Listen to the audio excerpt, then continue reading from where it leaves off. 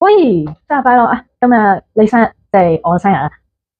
哇，你就係30歲嘅我，我有冇同反我好中意嘅男仔一齊？我由細到大都覺得第一個拍拖就係要最後一個人結婚。佢做幾多衰嘢，點樣出軌，我都要原諒佢，用愛感化佢。嗱，第一樣嘢，其實咧，你以為嘅不停付出、不停嘅愛咧，喺一個唔愛你嘅人，一個淨係利用你嘅原諒嘅人嗰度咧，佢嘅眼中係覺得完全冇價值噶。所以你唔好再去到諗住，只要你不停嘅原諒咧，佢就會去回心轉意。跟住仲有咧，同你講樣開心嘢啊！喺20歲嘅時候，你就會揾到一個好錫你、好錫你嘅人，你會反而真正明白到乜嘢係愛咯。我係咪要 keep 住好靚先會揾到愛我嘅人？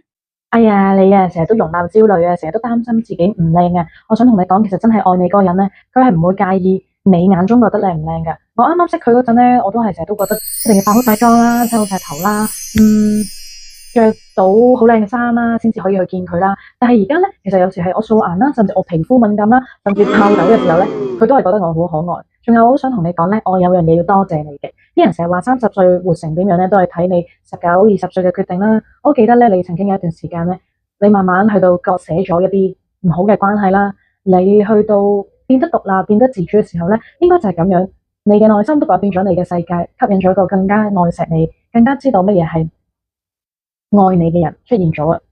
不過咧，又有樣嘢我要提你喎，就所有嘢咧唔好去到極致啊！你要知道咧，其實你嗰陣時個身體係有本錢啦，不停去努力啦，但係有時啲嘢要我幫你孭飛嘅，知唔知啊？咁你覺得愛情係乜嘢？其實愛自己咧，我會成日喺網絡上聽到好多人話咩，你要不停去減肥啦、護膚啦、提升你嘅美貌啦、提升你嘅學歷啦，啲人會吹噓呢一啲嘅愛自己。但係到我而家咧，我覺得真正嘅愛自己就係，無論你外在嘅條件係點都好，你要知道其實所謂嘅樣貌、身材，所謂嘅學歷、知識、你嘅收入，全部都係外在嘅條件。真正嘅愛自己咧，係擺低呢一切嘅條件，你都好愛自己咯。我唔係好聽得明你講咩？咁唔講愛情啦，我做到陳偉霆嘅 dancer 未？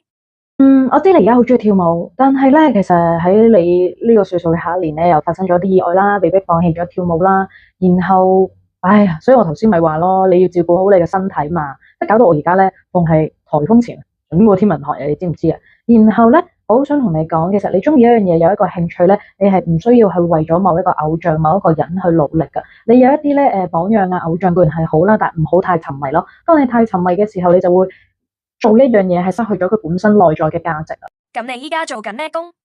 點樣揾到依份工嘅？我可以同你講嘅係，我記得你細個嘅時候咧，因為你諗嘢可能同人哋有啲唔同啦，或者係你唔係好中意跟隨社會，傳統教你冇咁多疑問，冇咁多提問，教你咩就咩。咁所以咧，我記得細個嘅時候咧，好多大人唔中意聽你講嘢啦，覺得你奇怪啦，尤其是小學嗰陣啦。不過而家嘅你咧，你嘅工作，我甚至可以話，大家係爭住嚟聽你講嘢，好開心。